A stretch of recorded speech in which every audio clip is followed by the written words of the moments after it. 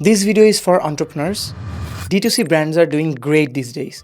If you're someone who is starting a business and you just took a Shopify store or like you're somehow trying to do something related to the products in the D2C market, this video can be something great for you. My name is Tanmay. I'm working in digital marketing field, performance marketing field for the past 5-6 years.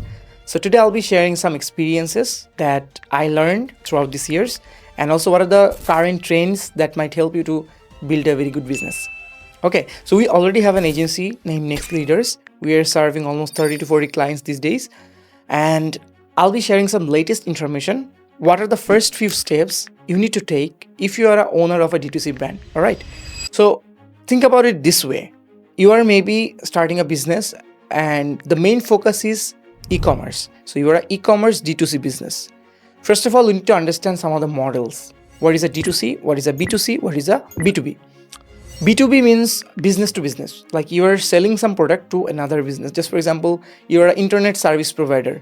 You are selling internet service to an organization. That's B2B, right? Or like you are a solar roofing company. You are helping a company to make their next office better. That's B2B. You brought some product and then selling to another company or like another consumer, that is B2C. You did not make the product, you just created labeling and you're somehow making some profit out of it. Or like you're selling with your new branding to consumers, that is B2C, business to consumer. But if you're someone who is creating the product yourself and then you're directly selling that to your consumer, that is direct to consumer. You already know about Mr. Beast, right? He have a lot of companies, products. He's trying to sell that to his audience. So that is the example of D2C. Nowadays, creating a website and running ads are very easy. So anyone can create a business. And if you're someone like that, then you need to understand the first thing first. Number one, creating a persona of your customer. What do I mean by that? Persona means whenever you're trying to sell something, it can be a product or a service, you have to first think what that person is like. Just for example, if I'm about to sell a podcast mic, then I need to decide who are going to be my consumer. If they are a RJ, how old are they? Where they live? What's their main problem? What are the features that they need? Like just for example, this podcast microphone is wired with a cable to the hub, right? It's translating and somehow it is connected to the camera or like there is a recording hub.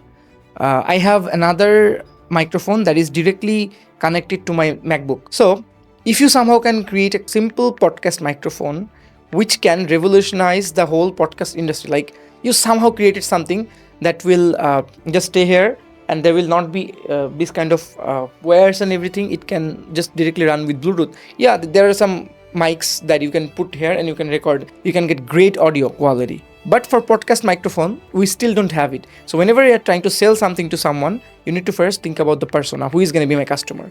All right. So that's the first thing. Then after you know that you have a persona, then you need to create a small plan of next 3 months. Next 3 months means 1 quarter. You cannot just think about a plan for next 7 days. If you're trying to do something like that, it's high chance that you will be failed because business is a long-term marathon.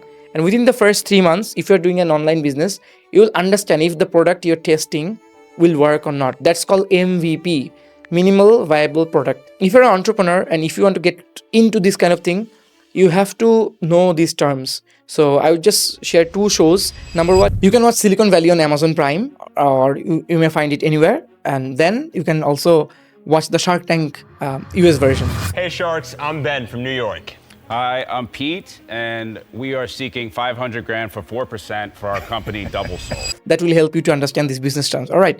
So you have that. Then you need to create that first few ads. Before that, you need to understand what marketing channels will be the easiest touch points for your consumers. Just for example, if you're targeting someone who is a teenager, you need to make sure that your marketing channels are TikTok and Instagram. But if you're targeting someone who is a corporate professional, your target markets should be Facebook, LinkedIn, and Twitter, means X, right? And also YouTube, of course. And if you're trying to sell some courses or somehow creating educational content, then YouTube can be your thing, right? That's very important to understand because I see so many people are trying to target everyone at every single space. I worked with a company based in Germany called the Panda Socks. I tried their meta ads without thinking much and it just costed me 600 euros to understand that only Google Ad can help me in this market, because most of the German people are not that familiar with Facebook. They don't use Facebook that much. Yeah, we were getting some orders, but the cost per value was not up to the mark. We could of course use Facebook, but we should have just used Facebook for visibility, for creating demand, or like popping up to right people, but not asking them, okay, this is a great deal, just click and get a free quote. We shouldn't be doing that, right? So that's another example of doing marketing at right place. So a few things we learned. Number 1, creating a persona. 2, creating marketing channel. 3, understanding the customer's need. And number 4 should be consumer psychology. Picture this. You have an ugly painting, but it's in a beautiful frame. The beautiful frame is going to make that painting look nicer. Conversely, putting a masterpiece in a shoddy frame is going to make the painting look less impressive. The way it's presented makes all the difference. I see so many people are lacking on that, including my home country, and also so many people working and also sharing contents. They also are skipping that. All right. So consumer psychology means you think about the consumer so many times. What can be their pain point? How I can make their life easier? If you're someone, I was just having a conversation with someone based in China. He was sharing a story how Alipay helped them become cashless. Like whenever they're adding something to their cart, there is 10-second time if you want to make the payment or not. So the scarcity, if you are not making the payment within 10 seconds, the window will be gone. Then you have to again select the products. So this scarcity is like helping them to get more conversions. One of the biggest problems we marketers face, like there are so many people, so many potential consumers do add to cart, but they don't check out, they don't purchase, because they think, okay, what if I don't need that right now? All right, let me save the money and I'll come back to you later. And this 1% hassle is not helping the marketers to get maximum number of ROI. If we are thinking that we are in the consumer-centric business in e-commerce, then we have to make sure that the smoothness is there in the website, in the apps, so that the customer just make the payment, make the order within a few clicks. If we are not doing it, then we are missing out. All right. So that's another thing. We need to understand the consumer psychology. What else can be there? After sales service. I see this is a big problem, especially for small businesses. If you're someone who is starting a D2C. So when you are a new brand, your biggest struggle is to sell and then get repeat orders. There is a matrix called CAC, Customer Acquisition Cost. So if the CAC is high, then one matrix can just help you. That is returning orders. Someone is buying a microphone. Just for example, this microphone is $100.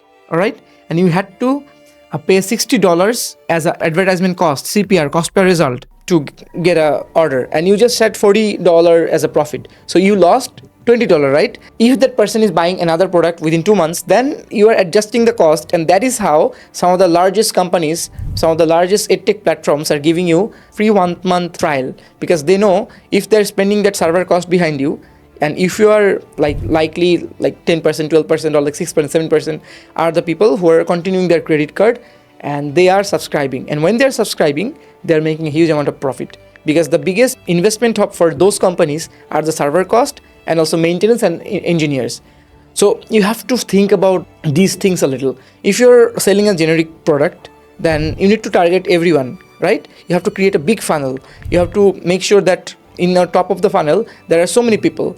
And then if you are someone who is selling something which is a bit expensive and not for a generic market, for a niche market, then you need to really understand where they are coming from. All right. So that's about it for this video. We have to understand where the customers are coming from, persona, what they think, the consumer psychology, exploring all the marketing channels, and find out what could be the best way to get your customer. Thank you so much.